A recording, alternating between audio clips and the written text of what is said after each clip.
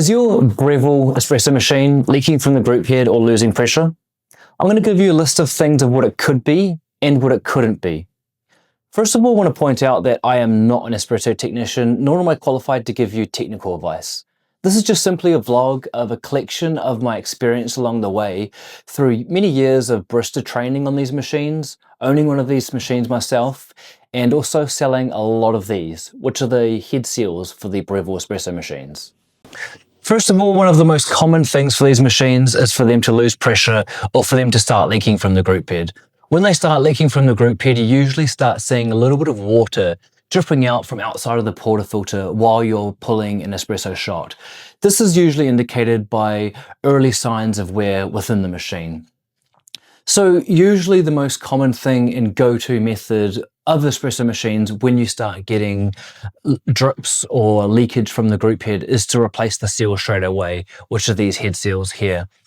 These seals are actually serviceable items and they should be replaced on a periodic basis. This will depend on how often you use your machine. In our cafe on a commercial machine, we're replacing these seals in our group head every 3 to 6 months. In your Breville machine, I'd recommend replacing it depending on how much volume and how much coffee is going through, an average anywhere between the 6 to 12 month mark. Now, in most cases, you replace the head seal and you fix the problem and your machine is like new again. You have a perfect amount of pressure and you have no leaks within the group heads. However, this is not always the case. The first common and most basic issue is that this seal is not replaced correctly. Because it is relatively easy and straightforward to do, most people at home will just do it themselves rather than take it to a technician. In my opinion, that's okay. However, it can cause a few issues. A few issues are, usually if the seal is extremely old, it can get very, very brittle. So this seal is made out of silicon, but after many, many years of being stuck inside the machine from all that exposure of high heat, it does become extremely brittle. And sometimes when removing the seal, it can come out in little clumps. So a lot of the parts of the seal can actually be left inside the group head. When you put the new seal on, it doesn't create a nice tight fit. Apart from that, there can also be damage made within the actual group head itself because they can be quite difficult to remove. Usually we use a pick or a small tool similar to some like long nose pliers. Also, I've experienced the wrong tools or the wrong method of removing that seal can cause issues. It can actually damage, scratch, scar the group head. Next is the group head screw. This is the screw that secures the shower screen and seal into place inside the group head of the machine.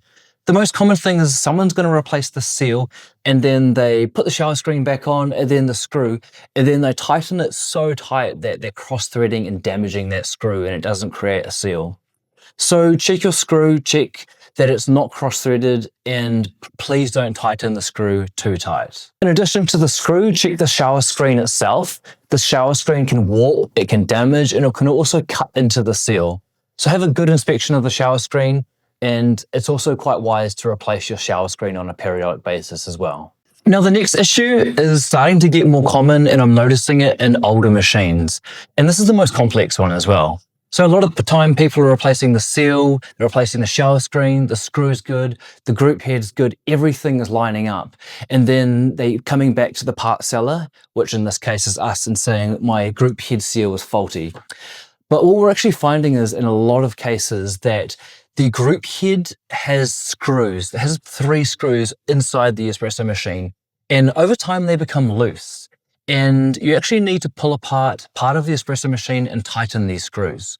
I'm going to put a link to another tutorial video of how to fix and remedy this. However, this is not a basic, easy exercise and is probably recommended to an espresso technician, especially if you don't have basic knowledge of how to pull the machine apart. These are the most common issues that I've encountered along my way. Do you have any other issues that you've encountered or any other common themes of leaking group heads or losing pressure?